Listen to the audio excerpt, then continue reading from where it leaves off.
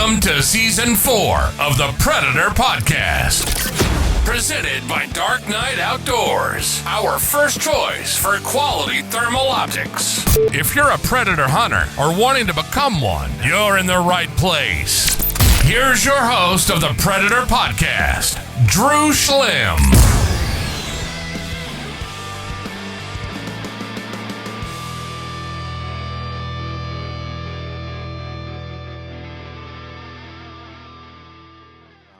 All right. What's up, guys? It's Predator Podcast, Season 4. I'm here with Cote Ward from, you guys probably know him from his Own the Hunt YouTube channel.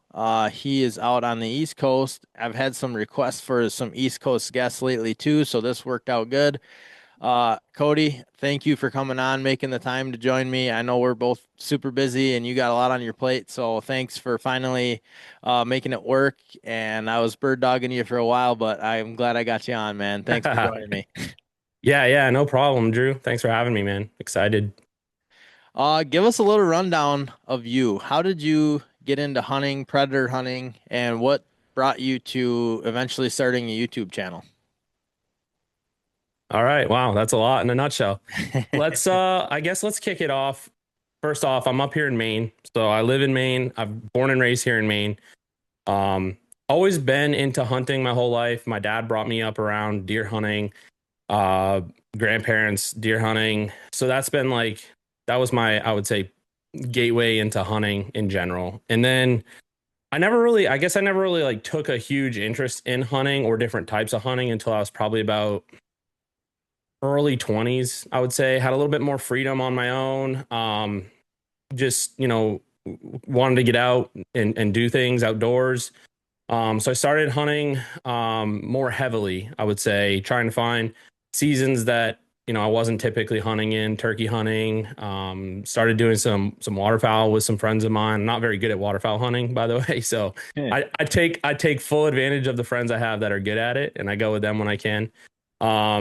And then I guess one day I was deer hunting and I seen a coyote. It was a long ways away. It was like 400 yards. And I was overlooking this really, really big, beautiful bog that I've hunted deer my whole life pretty much.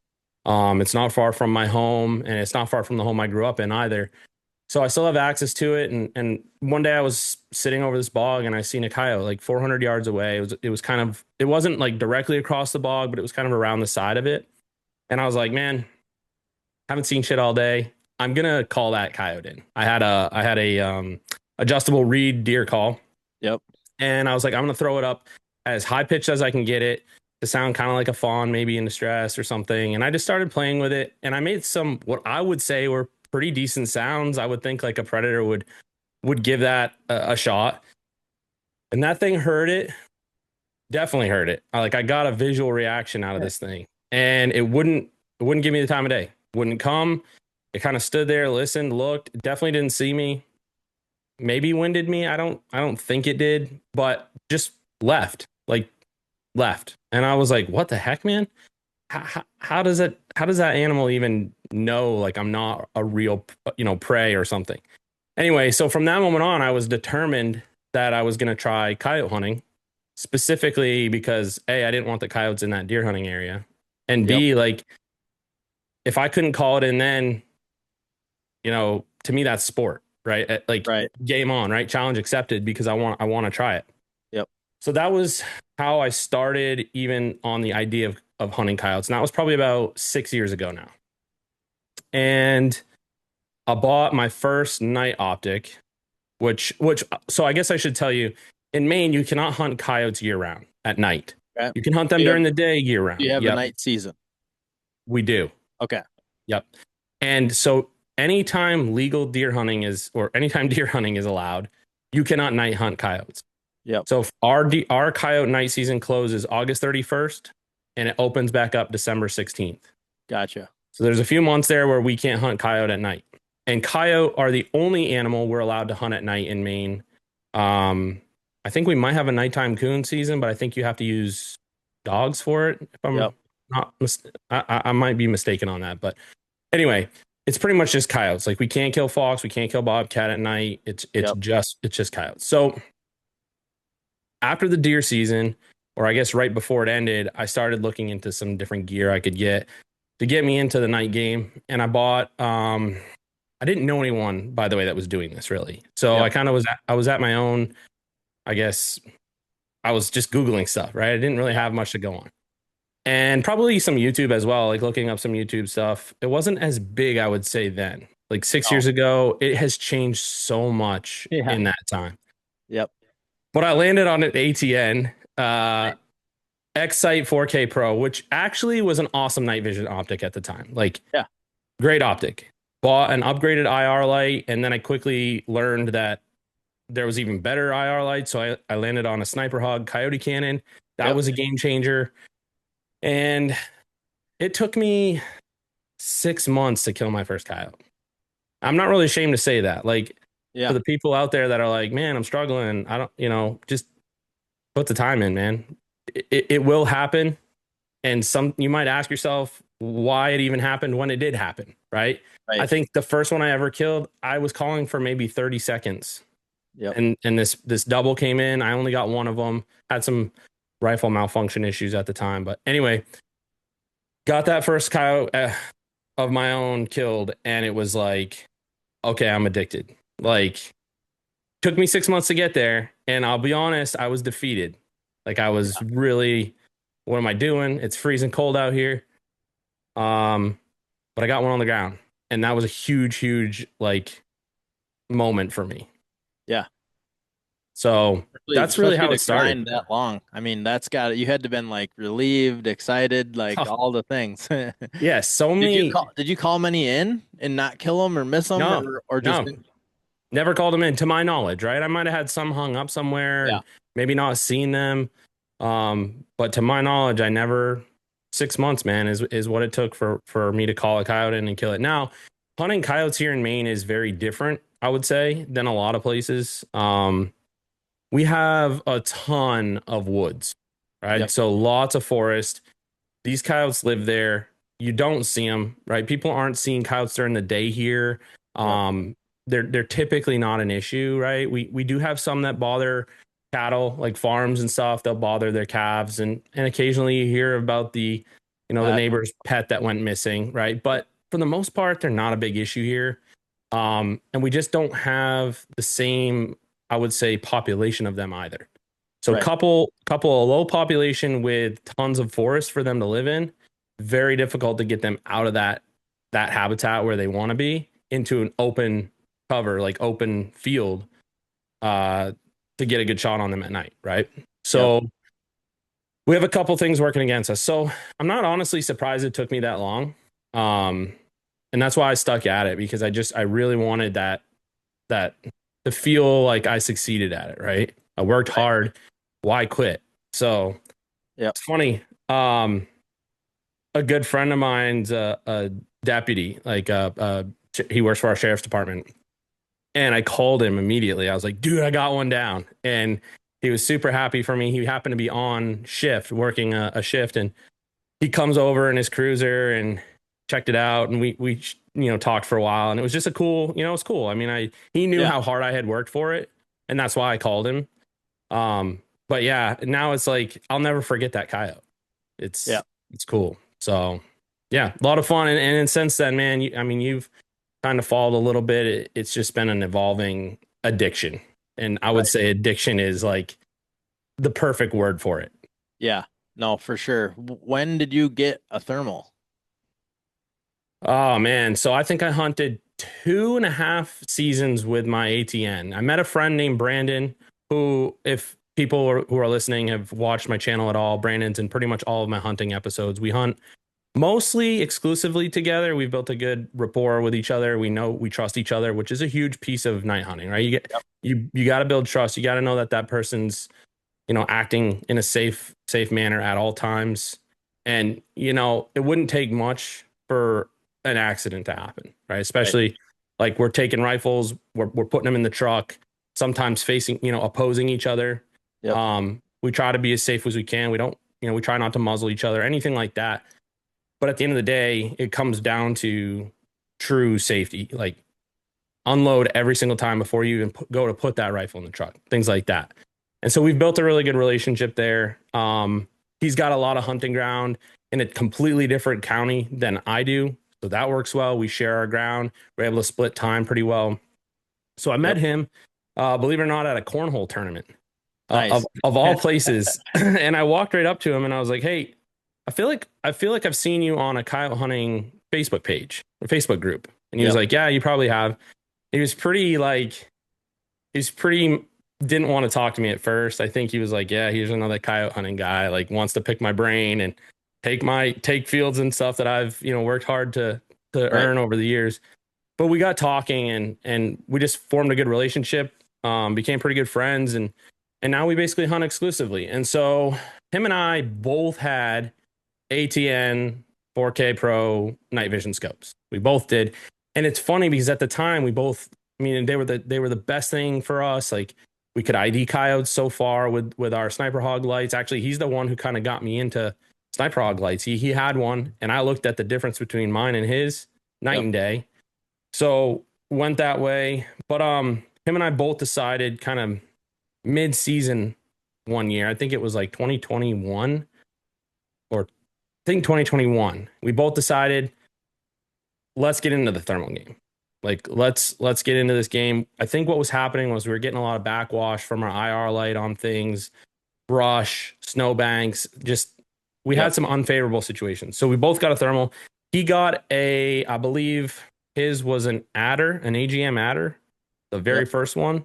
And I got a Pulsar Trail 2 XQ50 Pro 384 resolution. Yep. With LRF. And I mean, man, at the time, what a game changer. So then that fueled the fire, because it's like, now I feel like I'm out here with superpowers. Right. And I'd spend and I'm a nerd. So people that don't know me, I'm super into anything technology related. So I make a living off of technology. So being in the IT career, anything tech related, and then you mix it with hunting, I'm immediately sold. So I became very much into the actual technology behind thermal optics.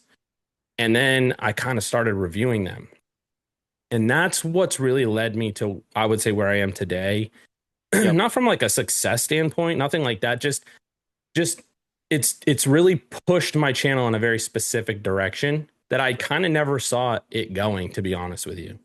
Right. I initially just wanted a place to keep my hunts for memories, to be honest. Right. Yep. That's interesting. So you actually started it with the intentions of just having like your hunting footage there, and then it just evolved into reviews and things that it, kind of is now. Yeah, absolutely. You got it, man. I couldn't have told you that's where it was headed at the time. Absolutely. That's awesome. Okay, so you start your YouTube channel. Then you start at some point you started trying different thermals, buying other thermals, probably doing the thing that all of us do when we start thermal hunting, is buying and selling and upgrading, and something new comes out and then you sell this one, buy that one, how it goes. And you start doing that. And then, at what point did your channel kind of start to take off to a point where you're like, man, this is cool, this is fun, I'm getting a following? How did that evolve? Yeah, I think so. First of all, it wouldn't be right if I didn't mention the partnership with Logan Miller at Fall River Shooters. So Logan is a thermal dealer. Brandon hooked me up with him, and Logan was like, "Hey man, you seem like a good dude. What do you think about, like, I see you kind of have a YouTube channel going. What do you think about me, like, just kind of shipping you out thermals for like a few weeks at a time? You test them, review them on your channel, kind of give the sales pitch towards me, right? Right. As any good partnership should be. Yep. And then like send the scopes back when you're done. Or if you fall in love with one, buy it at my dealer cost for your efforts, right?" And so I was like, dang, that's the greatest thing I've ever heard. I can buy thermals at a discounted price, and all I have to do is, go test them, give my honest feedback on my YouTube channel, and like, I could buy them discounted, or I can just send them back if I don't want them. And in Maine, we don't have a place you can go and just look through thermal scopes. Yeah. So for me to be able to test them like on my own time when someone else made the initial investment in the optic and sent it to Yep. me, like that was gold to me at the time. Right. And it still is, to be honest. Logan and I still have an amazing partnership. And I've been approached by other dealers to review scopes for them and try to drive sales their way. But I always fall back on my loyalty.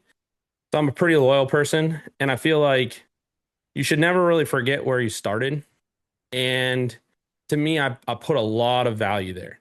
So Logan took a chance on me. I live in Maine. He lives in Idaho, and he's shipping several $1,000 units across the country to me to test, Right. and trusting me that I'm going to treat them properly and get them back to him. And, you know, to me, And add value, and yeah, like we talked about kind of before we started, adding value and making it worth his time too. yeah. So to me, that was a great partnership, and it has been ever since. And so I have to mention that. But back to your question, I mean, for me, I would say I started gaining some credibility, I guess. Like once I started testing quite a few of the popular optics on the market, people wanted a place to go see reviews of these. Like there Yeah. wasn't a lot of YouTube channels reviewing them. And even still, most of the ones that were out there were dealers Right. trying to sell a product. Whereas I told Logan, like, dude, there are going to be some times that I am not a big fan of a scope and I'm going to put it out there. And so I'm still going to throw you a bone and tell people to go buy thermals from you, but may not be that thermal, right? Because Right. depending on and he's like, totally cool with me. Like the honest feedback needs to be out there. So for me, I always went back to that of like unbiased. I'm not pro staffing for any thermal companies. I'm running the thermal I want to run at any given time. And that's super Yep. important to me. Yep. For sure. And also, I mean, from the outside looking in, you kind of were doing this at right at the time when thermal was just about to boom. I mean, so I imagine that had to help big time too, as people were trying Timing. to consume, thermal content. People were starting to look into thermal, buy thermal. Night seasons are starting to come around in other states in the Midwest. I think, a lot of that had to help that you were doing it at the right time. I would say absolutely. I would say definitely the timing was kind of everything. I mean, we had COVID in there. So Yeah. like COVID hit and now people are Yeah. looking to get out and do stuff, and hunting is a great thing to get out. And I mean, it was a good timing for sure. Yeah, But it's funny. accidental good timing. Yeah. Yeah. And it's funny, like I'm one of those people, any of my friends know this about me, but like I usually pick up a hobby and I'll do it for a year or two and then I'm on to the next hobby. Yeah. And there were so many friends that were like, all right, Cody's into this thermal hunting thing, like a YouTube channel. Let's see how long this one lasts. And to be fair, it's actually lasted much longer than even I thought it would. Like, I just kind of assumed it would fizzle out. But at this point, I feel like I have people out there that they're almost looking to see, like, has Cody done a review on, X, Y, and Z scope? Right. And so, and that's not like, I'm not trying to toot my own horn. It's just like I have several Coyote pages, YouTube channels that have fizzled out that I'm really disappointed. Like I looked Yeah. forward to their content for one reason or another, and now they're not doing it anymore. And so I sort of feel like I almost owe it to people that I don't even know, which is a weird thing. Right. No, I totally understand what you're saying. It's kind of like when I was going to start a podcast, it was like there's not any podcasts out there like that where I can listen to predator hunting stuff because most of them fizzled out or whatever. And Or you got Fox Pro, which is awesome, right? But there's not a right, huge amount. right, exactly. And then just blossomed from there, and here we are. But it's just funny how you kind of start something with you know, I didn't know what to expect either, and didn't really see it coming to this, stage that it has. But, like you said, kind of it just happens and organically, which I think is Yeah. the best part. It's Um, totally the best way to grow a following or an audience organically is so rewarding because it's people that want to be there. You know what I mean? Like you're not shoving something down their throat. You're not like paying for the views or the subscriptions. It's just like if you want to watch, great. If you don't, that's cool too, And right. I don't know. I operate that way. Like I'm not going to force. And in a lot of my videos, I don't even mention like subscribing to the channel or anything like that. I just, if people hit the subscribe button, great. If they hit the like button, even better. I mean, there's a lot that goes into it, but I did it to myself. So I don't Yeah. want to put it on anybody else, you know? Right. Yep. No, I totally get what you're saying. And then one thing that we kind of talked about, as your channel grew, as you did more and more and more reviews, got your hands on more scopes, uh, got more experience, and then, um, the very first post or anything I saw some of your YouTube videos, but the very first like post or something I came across on Facebook, it was when you posted the video saying of why you were choosing a different I believe it was IRA at the time over I think, Pulsar. yeah, the Pulsar video. Yeah, So it said why I don't hunt with Pulsar anymore, right. basically. It wasn't Right. me choosing another brand over Pulsar. It was just saying like, hey, I'm not hunting with Pulsar anymore. Right, and here's why. Yeah. Yeah. And like at the time, so like I saw the post or something and then like saw like just, comments, crazy comments, people going crazy about this video. And it's just in talking with Cody, his intentions were not to like slam Pulsar or say, Yeah. bad or anything of that nature. He was just simply explaining why he was going another route. And Well, and it was to educate a little bit on some of the things I disagreed with that Pulsar was doing, right. but and secretly I still love Pulsar. So if anyone from Pulsar is watching, I still love Well, you guys. they were the big name though. Oh man, When thermal first was a thing, like it was Pulsar or nothing. absolutely. And they did so many things better than everybody else. And it took all the other manufacturers so long to even get to a place where they could compete with Pulsar. And Right. so what drove me nuts is it's like, dude, you guys are king, you're top dog here. Don't, why are we stooping? And also, like do something about it, do better. And that's all I was really trying to bring light to that, right? Is like, because I even in that video, I'm pretty certain I admitted the fact that for the longest time I was a Pulsar fanboy. Yes, And you I did. even admitted that. You And did. even though all my videos were to be unbiased, it was like everything I reviewed, I'm comparing back to Pulsar because to me it was cream of the crop, right? So everyone else needed to get there.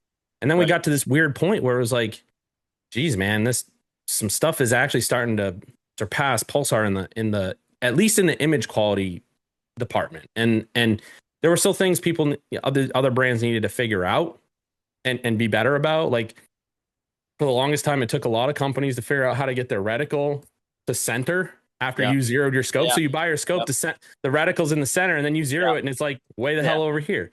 Yep. Pulsar never had that issue, or if they did, it was a lot longer before I ever discovered them. Right. So those are some of the things that were like, I always went back to Pulsar, but then, when their image couldn't hang with some of the other Chinese, sensors that were coming out, which I don't, believe me, I don't want to support China any more than anybody else does, but I do want, honestly, the best experience that I can have while I'm hunting. And let's face it, it's coming out of China right now, which sucks. And Right. I hate that. Of all people, I do hate that. It's where we're at, where we're Right. at. So, but back to the video. Do you have questions about it? Like, Yeah, like, well, like if people aren't familiar with it, like from my perspective, from the outside looking in, not knowing you, not ever asking, I didn't comment on it, I didn't engage in it, I just simply read all the comments, read what all these people were saying, and people were going nuts over this yeah, video. And like, I guess kind of walk me through like how did that play out for you and how did you handle that? Like, because you kind of got some harsh feedback from people and a lot of people. I did. I did. I think at the end of the day, we all try to justify our expensive thermal purchases. And so we get kind of defensive if we feel like someone's attacking that brand or that product specifically. And I think even though I was really talking factually and putting some really good info out there, I think that a lot of people just didn't want to hear it. And even Pulsar kind of stooped to a level I was surprised by. They got involved. They were commenting on my video and Yep. they didn't like it. And rightfully so, but like it did exactly what I had hoped it would, which it just brought light to a situation. And I got to be honest with you, like the premise of that video was that whole system NETD rating that they had brought Yep. out. I don't know if you remember, but Yep. I just disagreed with it really like wholeheartedly. And I needed to say something about it. And I figured, why not better than put that out on my, my YouTube channel for people to see and sort of make their own opinions. And I don't necessarily think they're publishing that anymore. I could be wrong, but I don't see them harping on the SNETD thing. Nope. So, I mean, good for them. Like, to be fair, I want to see them back on top. Like, they were my favorite thermal brand, and I would love to see a big time comeback from them. Yeah. They just came out with a Trail 3, which Yeah. is getting some not so good response, which I got to be honest with you, like the Trail 2 though was wicked good. It was such a good scope, and they basically wanted that scope entirely with a better sensor. But for me, it's like, no one's going to do that, right? No one's going to take the exact same housing from 5-6 years ago and the same battery and all that. The battery technology's gotten a little better. So you got to think like they did put some thought and engineering into it. I think the design is where a lot of people are like, what the hell are you doing? It looks like something very futuristic, which honestly, kudos for going outside the box, I guess. Like to me, that's not an issue. Like that's not where I'm going to hang my hat. They came in with that scope, the XR that I think which is their 640. If it has a true, I think sub 18 millikelvin sensor, which is I think what they stated, and it's like I think $4,200 or $4,299. I mean, I don't really have anything bad to say. I'd like to review it, to be honest with you. So don't be surprised if that's the first Pulsar unit in a long time that I actually review on the channel, because I'm unbiased. Like I do want to put the reviews out there of products that should be talked about, and that's probably one of them. Yeah, I do hope that they maybe upgrade the microphone in it. It's funny. Well, from the original trails. Well, like even the Thermions, like they just have that clanky, like ringing, it's so weird because I thought for the longest time that Pulsar's audio was pretty good, but then like now you've got like the Knockpick scopes. The audio there is awesome. My Wave that I've been running for the past few months, the audio there is really good. It's not quite as good as the Knockpick stuff. I think the microphone's maybe a hair less sensitive. Yeah. Because when I ran that RH50R, you could hear like Brandon next to me whispering, and like if he started a countdown, you could hear him counting. Like, I don't hear that on my Wave, but it's got good clean audio, and so that's really what's important. It's important to me. I don't know. Some people don't care. I don't know. Yeah, no, I agree. I like it because like when I watch a video, when I post a video, I want it to be a representation of the hunt. Like I don't think the loud clank and ringing of the bolt and the wind whizzing through my scope and all that stuff. That just it just is a better experience in my opinion. But, absolutely. I hope that's one of the things that I really don't like, but I haven't heard of anybody that's had one yet or anything. Me either. I'll be curious to hear when people start getting those in their hands. But anyways, that I liked how you handled the whole situation, because like I saw Pulsar's comments and I was like, oh man, like what is going on here? And like you handled it so like professionally and calmly. Like I think a lot of people would have gotten upset and like argued with people and fought with people, and I give you a lot of credit for kind of handling all that and just kind of saying, "Hey man, so I'm just being honest, and sorry if it offended you, but I didn't. I'm just being honest." Yeah, and honestly, that's more important to me than anything now. Like, the honesty and like I would say the integrity. I don't like when people think that I'm just like, pushing product. Kissing another brand's ass, or like that's not what I'm doing. It's like I'm really trying to use, for me personally, I'm trying to use the best products I can. But there's no shame in reviewing like a budget thermal or a budget optic. So like I do that from time to time, and to be honest, that's how I got my start. Like, I didn't have endless funds no one's giving me free product even today. Like no one's giving me free scopes. And Yep. when I'm running a scope, it's because I probably bought it at dealer costs, to be honest, right? Like that's, and I want that scope to be mine too, by the way. Like if I choose to run a certain scope for an elongated period of time and I'm not just reviewing it anymore, I want it to be mine, I guess. And that's a weird, Yeah. I don't know. Like I know Logan would be like, just hang on to it till either it sells or whatever. But for me, I want it to be mine. So I always tend to just pay dealer cost for it and get that over with. So I would say I've been flipping thermals a lot. I don't tend to stick with one. Like the other night, I hunted with that S75R from my Knock Picks Yep. for a couple sets, and then I hunted with the Wave for a couple sets, and now I've got the Rix D12 on a rifle that I'm testing. And last night I went out in a nasty snowstorm to try and get some footage, and it's like you can't please everyone too. By the way, it's like I went Right. out, I got some very objective footage. Right, I didn't say this one's better than this one. I didn't do any of that. I went out. All I could see was like 150 yards ish to like a neighboring property where I could pull in some detail of like a home and some things in the environment. And I did the same thing with all three scopes. And there's still people that are complaining because like that's not a good test. Well, I tested all three in the same exact scenario. Yeah. So it's still valid. But again, it was a very objective test. It wasn't like I didn't come there to say one does better than the other. It was like hey, you guys can see this and make up your mind. Like what do you guys think? Yeah, you're not saying this is the best, this is the worst. You're just saying No. here's what I got. Take a look.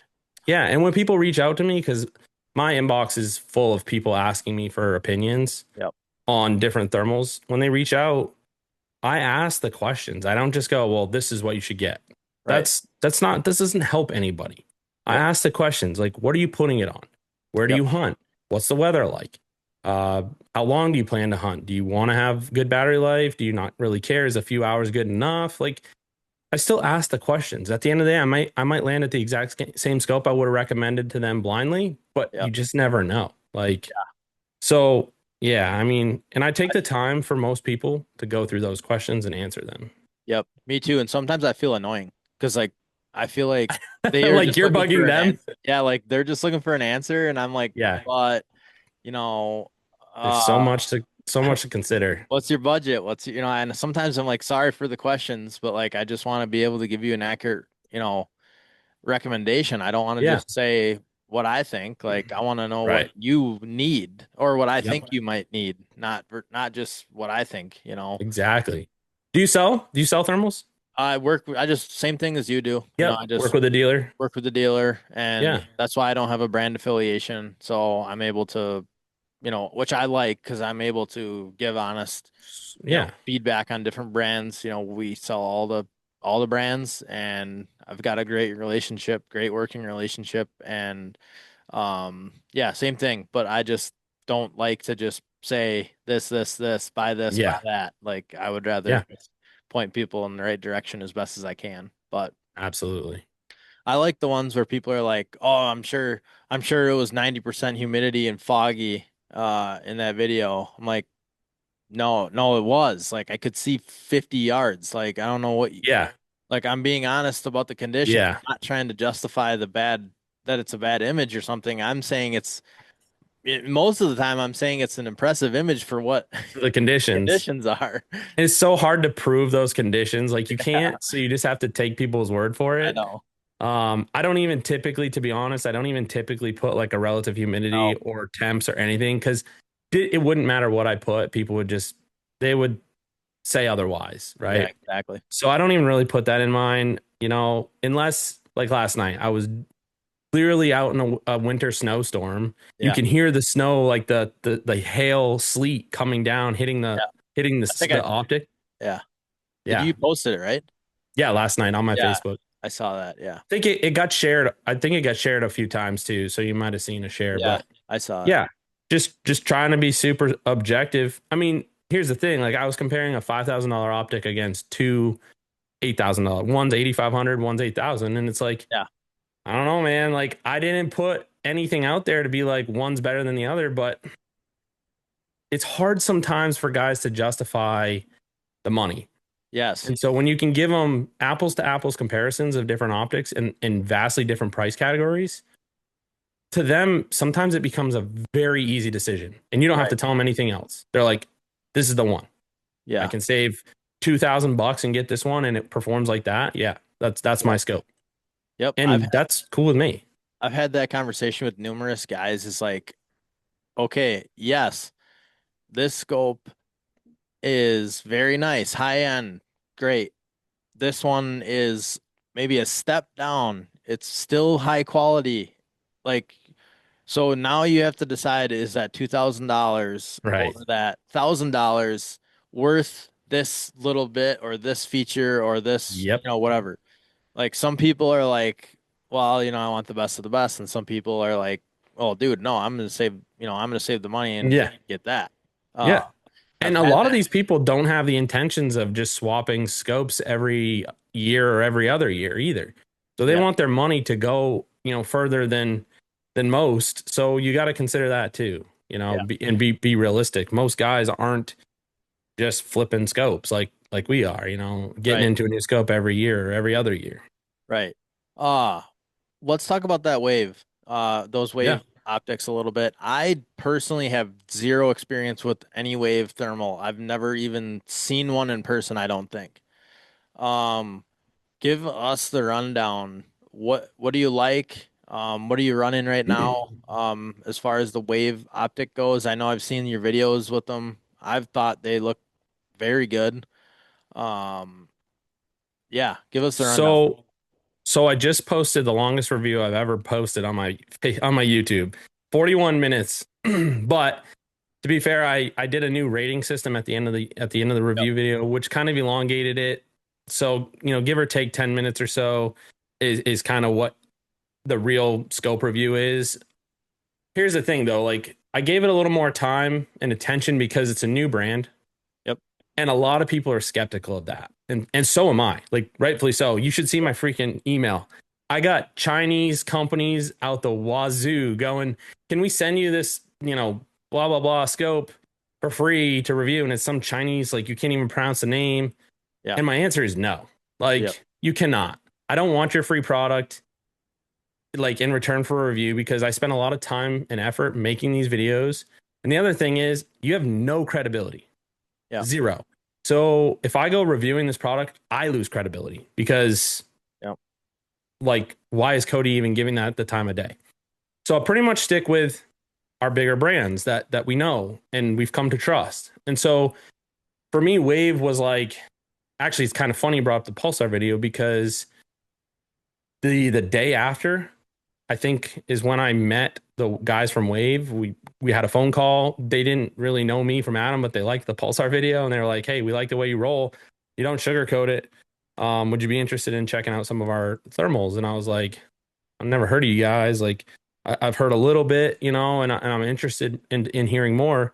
And I really got to know them. They offered for me to come out to Texas and do a hog hunt, which I've never done, and run their optics the whole time. And I warned them, I'm like, guys, just because I'm coming out to Texas to run these scopes, like, if they're not good, they're not good. Like, and I'll tell you that. And it may not be what you want to hear. And they're like, no, it's exactly what we want to hear. Well, we don't want to hear they're not good, but we want to hear what you genuinely think. Like, and we saw in your Pulsar video that's how you roll. I said, all right, well, good then. Neither one of us have high expectations. Perfect. I'm your guy.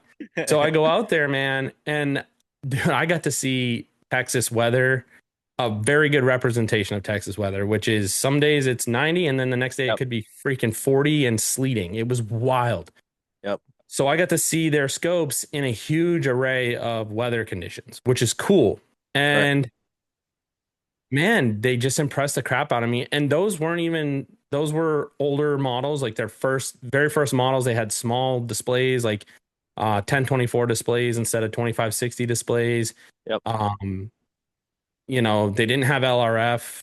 They were just very much their entry level scopes at the time. And I was like, the 640 and the 384s, I was really impressed with both.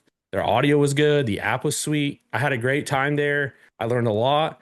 And so when I came home, I was like, you know what?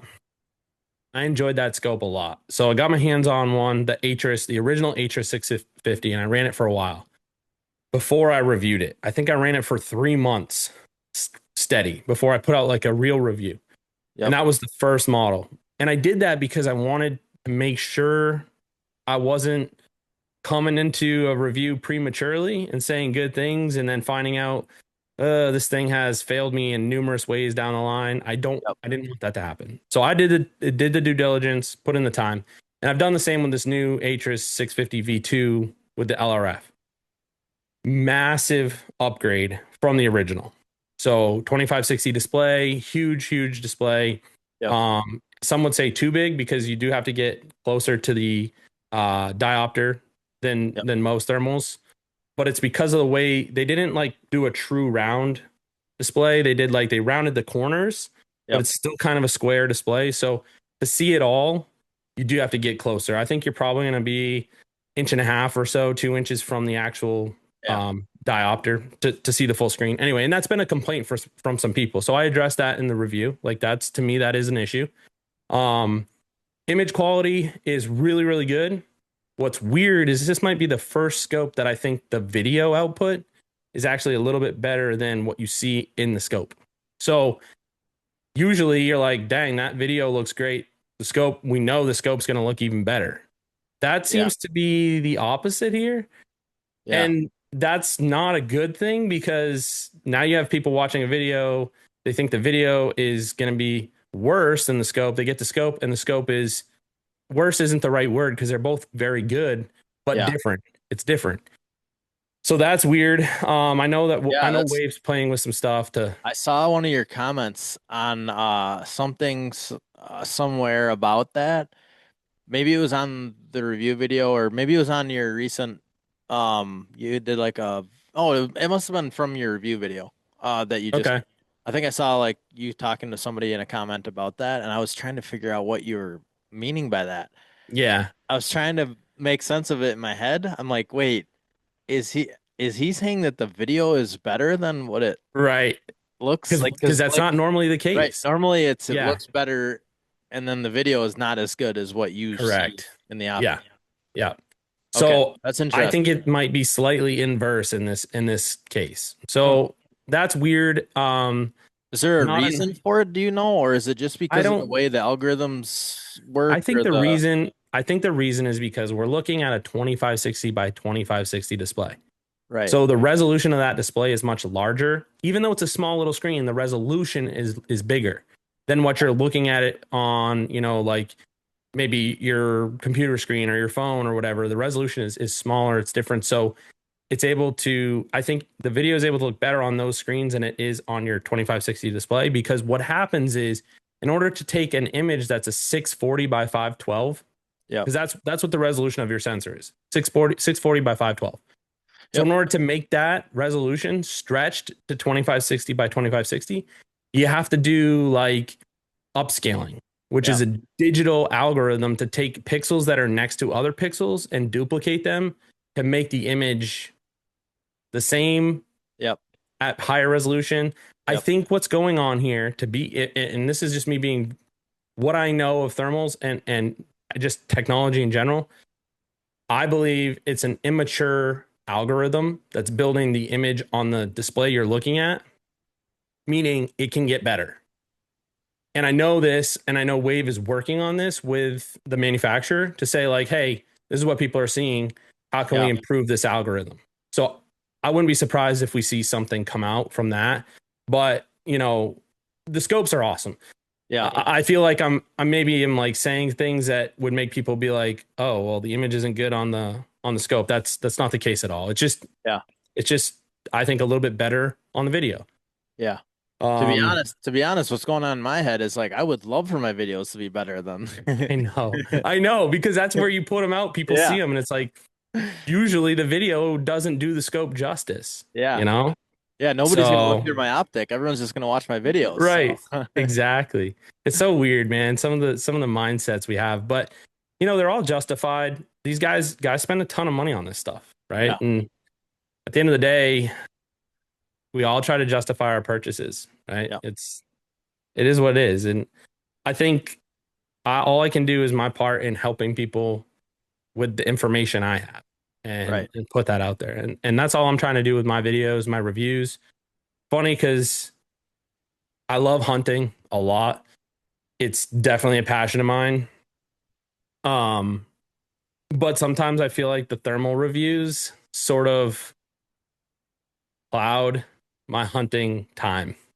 Right. You know what I mean? Like I'm not getting to go hunt as much or put out my hunting videos because I'm spending time on reviewing thermals and testing them and like researching them, talking to manufacturers to find out why something is the way it is before I just talk crap about a feature or something, right? Right. I go to that level because I care. I don't want to put out wrongful information or a spec that isn't right or, so Yeah. I go pretty deep when it comes to these reviews. Yeah. And also, to take it to another step too, you find yourself, and I know I find myself this way, and I'm sure you do too.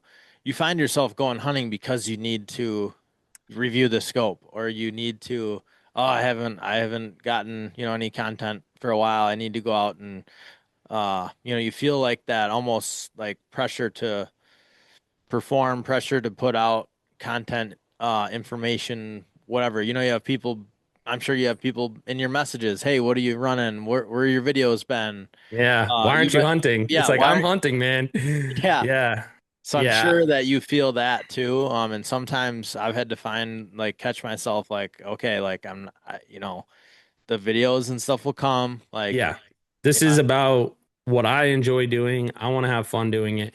There are times, man, where I hop in Brandon's truck to go hunting for the night. I don't even record an intro because I'm yep, just like, I think I just want to hunt tonight. yeah, Like I don't want to have to worry about taking photos at the end of the night and spend, a half an hour setting up a photo set to take a cool photo, which is great. And I love that stuff. But man, there are times it's like the coyotes are moving, we're killing them, and it'd be yeah, sweet to just move along, you yeah, know, move along, go recover them real quick. Like, don't make any sounds, don't turn on any lights, get them in the truck and go to the next spot. And there are a lot of times if I weren't putting out a YouTube video or concerned about that, probably have extra coyotes on the night because yep, I easily chew up probably an hour to an hour and a half of the evening doing things geared toward my video or YouTube channel, which Brandon's a saint because he puts up with this. And most guys would be like, bro, you can have your YouTube bullshit and I'm gonna go hunt. Like, yeah, you know, Brandon puts up with it and he gets it. Uh it wasn't until recent he would like take my phone and the camera and like the selfie stick and actually yeah, video some stuff. I've got him doing that a little bit now, but yeah, yeah. And for those of you that are listening who like ever contemplated a YouTube channel or putting the content out there, I would ask this, and I ask everybody this is why do you want to do it? Do you think you're going to get free products? Do you think you're going to make it rich from YouTube videos? Because I can tell you right now, they hate us. YouTube hates us and they're yeah, demonetizing most every one of my videos. yep, So don't do it for money. Don't do it for free product because for every one of you, there's 10 other guys banging on a manufacturer's door asking for something for free.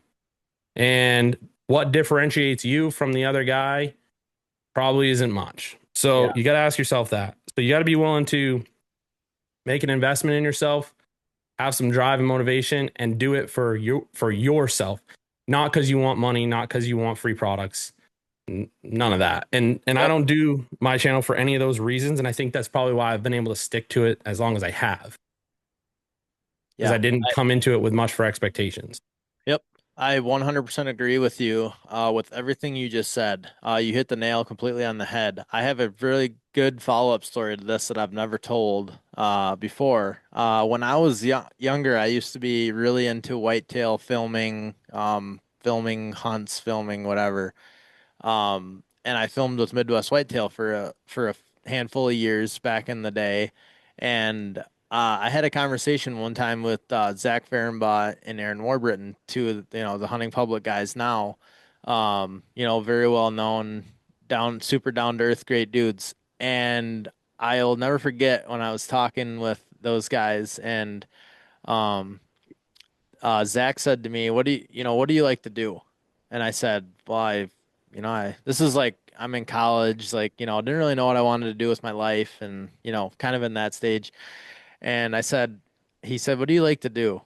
Or what do you love to do? And I'm like, or what do you want to do? Something along those lines. And I'm like, well, I like to hunt. And he was like, nah, but if you want to do this, like, you need to love to hunt. He's like, I like to do a lot of things, but like, if you want to do this, like, you have to love it.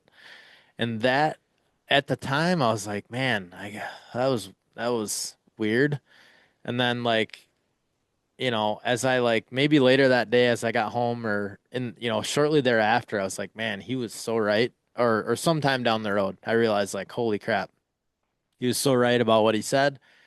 And, like, you can't do this, you know, keep putting out all these videos, doing all this stuff that you do unless you really love to hunt and love to do it. Like, Yeah. and that's where it stems, again, like we talked about before this, like, I didn't know that I was gonna have 4 seasons of a podcast and, end up going to trade shows and doing all the stuff that I'm doing, but Mhm. I love it. And, that's the fun. The fun of it is that you love to do it. Like, Yeah. and that's what's rewarding for it. And, the views and all that stuff is great, but, like, you know, you would feel, you would be just as happy if your video got, didn't get as many views. Like, you're still going to sleep at night because Yeah. you love to do it and you did it for the right reasons. Right. And, like, I think we live in such a instant gratification world where people need to get thousands of views, thousands of likes, Day one. approval from people that don't matter, and for them to decide if they're going to be happy or not, Yeah. So Yeah, you were 100% correct there. And again, like when I started this, I had literally no expectations other than I wanted a place to kind of store my hunt videos from my scope. I did a few reviews because I am kind of a gear junkie, and yeah, then dude, I really enjoyed it. I enjoy talking about products, testing them. Just took off. And when I say took off, I don't mean that in like, oh, my channel blew up. It means like it took off for me personally. right, For yeah, me, I found a passion that took off. Like I put a lot of time and effort into it, and I still do. Um, I built a freaking studio in my house, yeah, and because I wanted my videos to appear more professional, right, and my wife is like, "Are you shitting me? You're taking up an entire room in our house to yeah, do this?" And I'm like, "You can have half of it." So she stores all of her decorations and Christmas decorations and stuff in there and whatnot. But yeah, I mean, it's my studio. It's where I go. Um, I just I zone out. yeah, I have notes for products, but a lot of times, man, stuff's off the cuff. Um, right, I don't like to feel, or I don't want people to feel like everything I say or what I do is scripted. So a lot of yeah, it's off the cuff. Some of it ends up being very long-winded. And I don't necessarily intend on that, but if I'm passionate about something and I get talking about it, then it's hard to stop sometimes. So right. No, I totally get it. No, I think that again, outside looking in, I didn't know you before, this really, we'd never talked previously other than me asking you every 2 weeks to do a podcast. Um, uh, it's your stuff is, you can totally tell it's just original, genuine, and that's, what, like, it's like what I didn't realize from the side of doing all of this was going to be the relationships and the people you're going to meet, and that's what, like, draws me to certain people, certain big time. companies, is like just the interaction that you have with people. And that's what I think draws people to your channel, is just you and your, the way that I think people can tell you're genuine, because I can and I could. And that's why I wanted to get you on here. Just because, I could tell Yeah, well, you I can kind of appreciate be it, in Drew. person. I do. And I love the idea of someone who doesn't know me reaching out, asking me to come on your podcast. and you never probed me for info first. You just were like, yeah, hey, this guy seems like he'd be good to chat with. And now, like, and this is just how I feel genuinely. I hope you feel the same way, but it's like, I feel like I could literally call you up any day now and be like, hey, Yeah. I want to come out your way and do some hunting. And Yeah. you'd be like, yeah, man, sure. Like if the schedules line up. And this has happened for me in a lot of different scenarios where whether it be other YouTubers, right? I'm pretty good friends with the guys over at Southern Extreme TV, which I don't know, do you know them? Not really, but I've watched So their stuff. yeah, so Blake and Guffey, they're really great dudes, and honestly, they'd be cool to have on here as well. Yeah. I had a little podcast thing I did for it fizzled out, man, because it was like another iron in the fire, and I had to Yeah. choose. Right. But I had them on for one, and it was just great. Like, and from there, I mean, I had talked to them a lot before that, but like you just learn so much about people, and then you build friendships and relationships, and the hunting industry in general is really good for that. I think, Yep. it's like a wholesome. It sucks because the Facebook side of things is so toxic right now. Yeah. Yeah. And like there are times I don't help with that because I feed into some people's stuff and then we go back and forth and it's like, all right, what this isn't helping anybody. But um, for the most part, it's very wholesome and you gain really great relationships that you otherwise never would have. So that's really, really cool. Yeah, the great part about the predator hunting community that I love is it's so small. And it's Mm-hmm. such a small, you have a bunch of average dudes that love to shoot coyotes and bobcats and whatever. And everyone has a very common goal.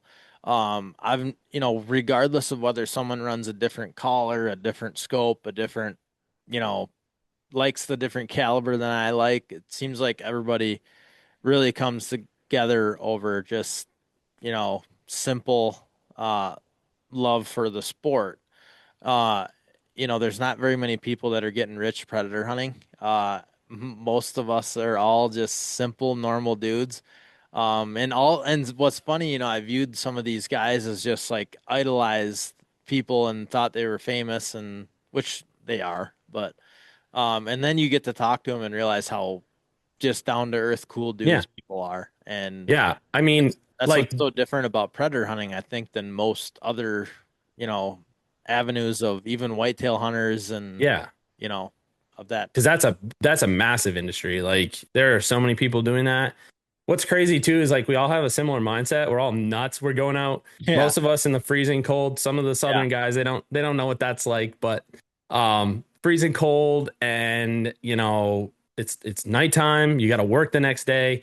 Like you got to be kind of a nut to do the nighttime predator hunting thing. And yeah, I think we all share in that. You talk about the different calls, the different this, that. Like, I'm definitely affiliated with Icotech. So, like, I run their calls exclusively. I don't run any other call brands. Um, and I like occasionally make jokes at like, oh, Fox Pro, this. But to be quite honest with you, of all the call brands out there, they're all doing a great job. Like they're all doing a good job. They're all innovating, putting new stuff out, and I love to see that. So like at the end of the day, I could easily be running Fox Pro as just like I am Icotech. Same with Lucky Duck. Like to me, I got an opportunity to run Icotech kind of early on, and that's where I am. Like that's where I stayed, and the call works great for me, and they're innovating as well. So that to me is really important. Is like to continually try to challenge yourselves, and then like we talk about gear. Like for me, Fat Boy, I've found Fat Boy kind of. I went through quite a few tripods before I finally spent the money on my first Fat Boy, and like from there, I was like, okay, these are legit. And now I pretty much just exclusively use Fat Boy. I don't have I'm not a pro staff or contract with them, but like, I don't see another reason to run anything else. But then there's guys that are like, well, I only like Really Right stuff, or I only like Warrior. Well, that's fine, right? Like you can like what you like and use what you want. At the end of the day, I push Fat Boy pretty hard because nobody else really has like the lifetime warranty, and nobody else is quite innovating, in my opinion, like they are. So those are some things that I really hold to a pretty high standard. And so that's why I kind of push them pretty hard. But like, I would say that's probably one of the only brands I actually really push hard. Fat Boy. aside from that, like optics calls, I don't even really push Icotech very hard. It's the call I Use it. use. Yeah. It's the call I use, you know? Right. And they've got some cool calls coming out, but so do they all, all the companies do. Right. And that's keeps it competitive. And I enjoy that piece as well. Like, yep. Without competition, no one will push themselves to do better. Right. And we're seeing that in the thermal game more than anything else. Crazy. Right? Yeah. Prices are dropping like crazy because there's more and more people getting into it as far as manufacturers. So to manufacture, the cost of goods to manufacture is lower because there's more of them being made. Yep. So it's just cool to see, man. I love where we're headed. The game, this sport has blown up in the last like 3-4 years. And I know guys have very mixed opinions about this. I'm very fortunate. I don't really share my properties with anybody else. So they're pretty much virgin ground every time I get to them. Like nobody else has touched them within the last week or two. Not everybody has that luxury, right? They're sharing farms, they're sharing fields and properties with other guys who may or may not hunt the way they would like them to, or, so for me, I don't have to deal with that, but I understand why guys feel slighted. If another guy moves in and they're like, well, I got permission to hunt here, so you can't do anything about it. Like that guy's hunted there for years. I was listening to your podcast with Corey a couple weeks ago. And I mean, this dude's hunted predators for like longer than I've ever even known it was a thing. And he's got young guys just coming in and like scooping up ground near him and even some ground that he's hunted for a while. And it's like, that sucks, man. But what do you do? Like, honestly, do you get in a pissing match with this guy, or do you just kind of let it be? And I don't know. I really liked the way he went about that, because it's like, on to the next one, right? I've got other properties I can go hunt. But at the end of the day, it still hurts, because that's another place you don't really want to go to anymore. Even though you could, someone else is hunting it. So the pressure, all that stuff plays a factor. And I actually see that here in Maine. A lot of the spots Brandon hunts, he shares. Other people hunt them. Right. And I would say, have less success there. Like, simple as that. So the numbers kind of show for themselves when you're sharing ground. Yep, I would totally agree. I share lots of ground. There's just so many hunters around here where I'm at. A lot of my really good spots, I've gotten relationships with people where they don't let anyone else hunt there. Great. But there's a lot of spots that I just share and whatever. And to be honest, the only thing that's made me do is hunt less. Like, I know that sounds bad, but like, I just am so selective about when I go there, why I go there, like weather conditions, wind. I'm just very meticulous about where I'm going and when. And do you think that's paid off for you? Like, do you think you have more success even though you're hunting less? Yes, I think I have more successful stands, even though I'm making less of them. I just feel like I don't go and, like last night. Okay, I went and did one stand before dark. Totally messed it up. Nor here nor there, just one of them deals. It happens. Made 2 stands after dark. It was already -11. It was cold. It was not fun.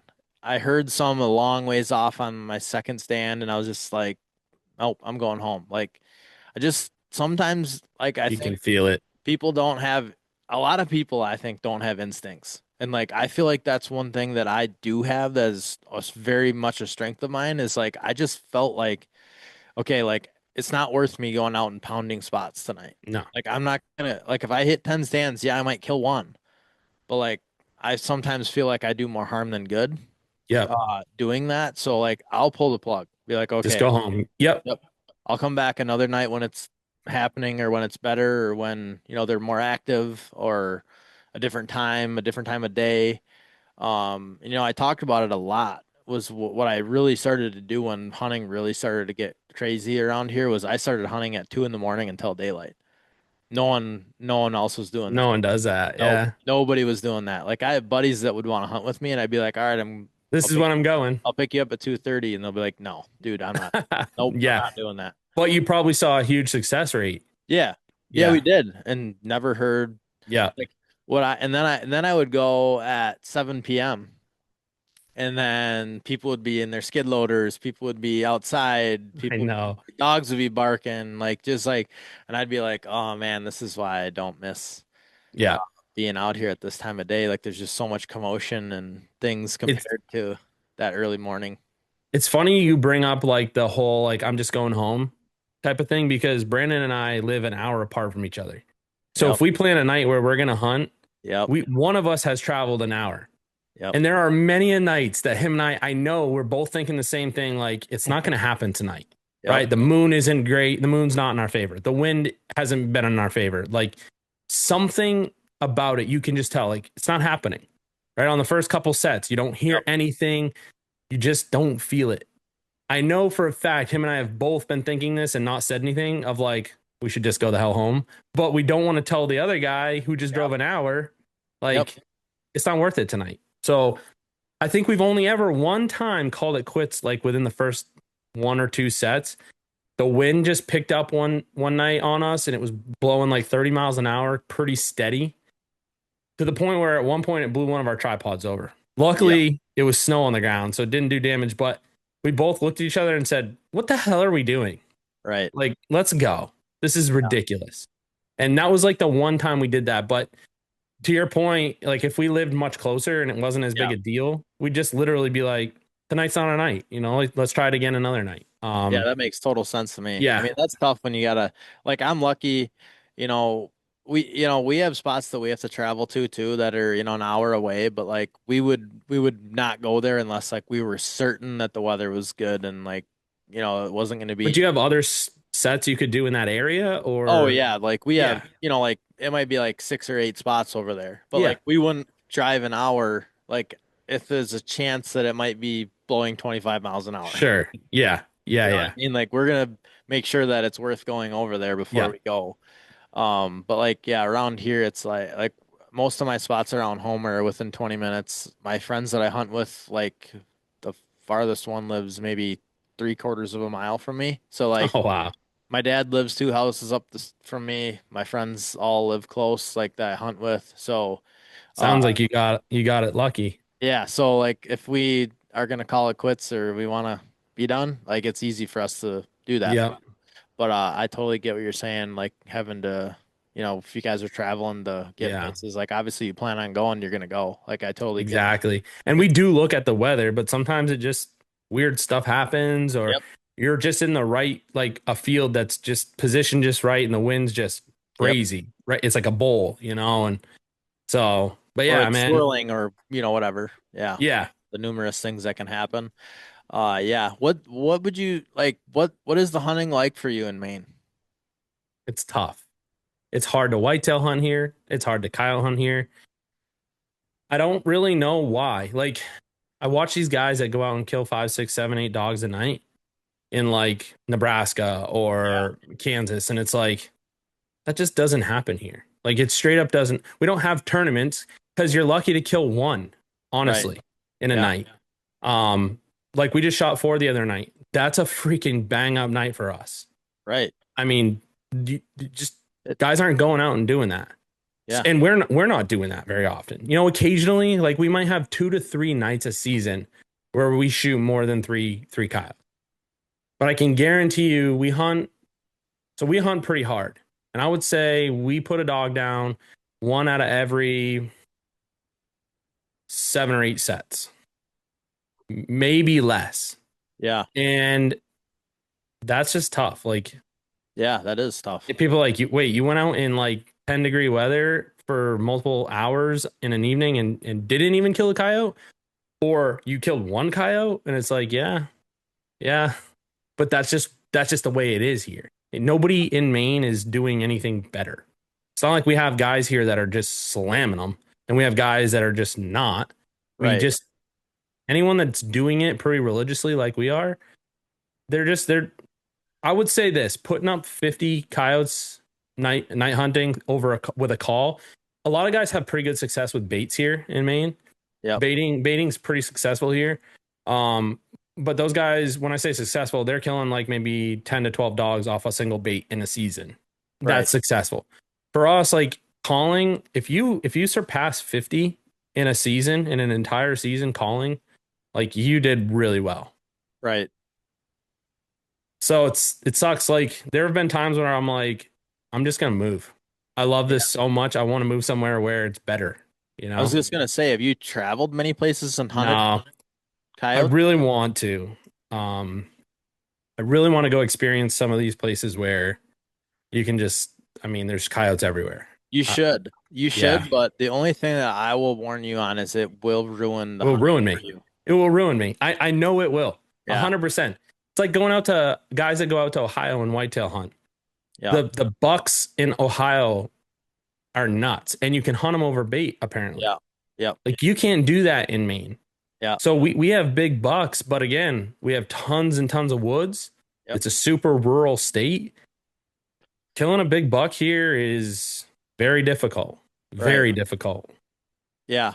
Yeah. It that is one thing for me too. Like I feel like that's part of it for me too. I don't hunt as much here. Like I'm traveling more. Like I'm going other places to hunt just because it's like I can go to Kansas and get 3 months worth of I want to go there pretty videos, bad. like we here probably like in a good night we're probably killing 1 in 3 stands, maybe one, probably a pretty average rate for us is probably like 1 in 3 ish, so probably a little better than where you're at, but still tougher. But like we were in Kansas, we called in dogs on 14 straight stands. Like Unreal. it was like I don't even know like how, like, and like when I'm saying call them in, like I'm not talking like they came into 300 yards and hung up. Like they're Right. running to the call. And Like, they probably didn't take 30 minutes to get there. and like yeah, it was 3 minutes into the stand, or Oh, 1 minute into the stand, or whatever. Just like, not that it's like that all the time, but like I think like anywhere in the West, like you can have those days and those nights and those. We killed one year out there. We killed 8 in the daytime. Like that. wow. Like I might kill 8 daytime coyotes in a year here. Like Yeah. There's a guy from Wisconsin that does a lot of daytime yeah, calling. He's on YouTube. yeah. Christian Berry probably, or the Yeah. Ridge Valley guy. Christian. Yep. Yep. Yeah, he's a buddy of mine. He's up a little more north of me, a few hours. He's in a little bigger country. He's got a real thick accent. Yeah, he does kind of. Is that a Well, yeah, Wisconsin thing? yeah. I was gonna say you would view Okay. that as a. I hear that a lot sometimes from Yeah. people, like in the I South. like his channel, man. I like his stuff. I love the daytime. You get such cool Yeah, footage. Um, but it's not successul here. Like yeah. you It's just not real successful for me either. Like, no. I mean, you got to really be in good spots that are unpressured and back off the beaten path, and it's tough Yeah. even find spots like that. Yeah. But yeah, he has some good spots and some bigger country, and he's good at it, and Yeah, he and seems he to does be. it, and he does it hard. So Yeah. Yeah, I he like his videos. he killed that one the other day when it was like -25 out. I saw I that. was supposed to go up there and hunt with him that day. And I was like, dude, let's take a rain check. Like, it's too cold.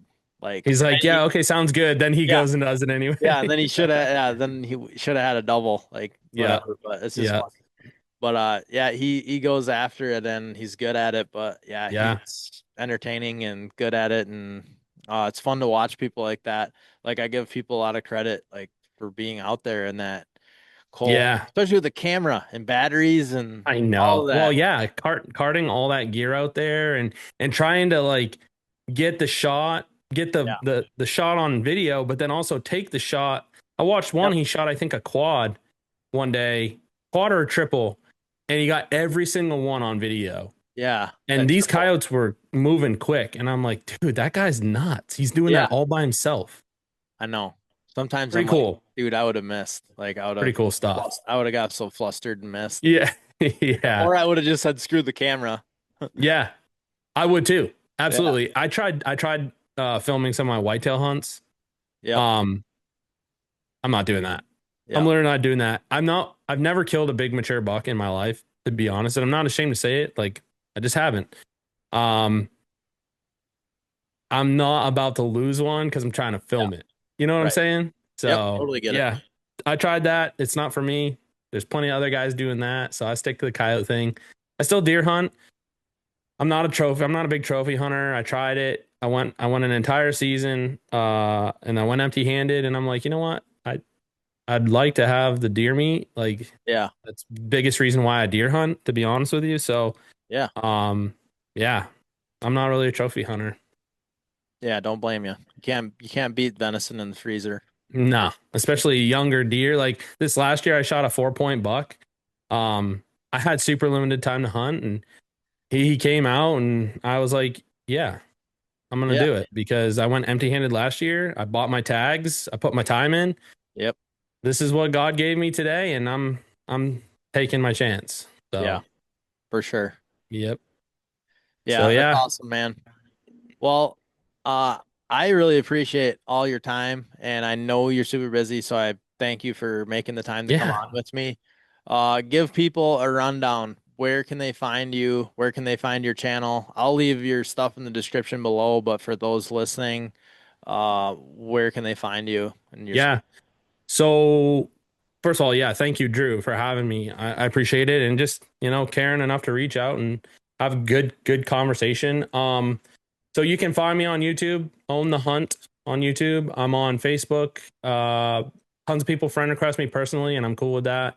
I make the choice whether to approve or not. Usually, if you got a dead coyote in the picture with you, I'm gonna hit accept. Yep. It seems like a brotherhood these days. I just click accept to pretty much everyone that I can clearly tell is a coyote hunter. So you can friend me on Facebook personally.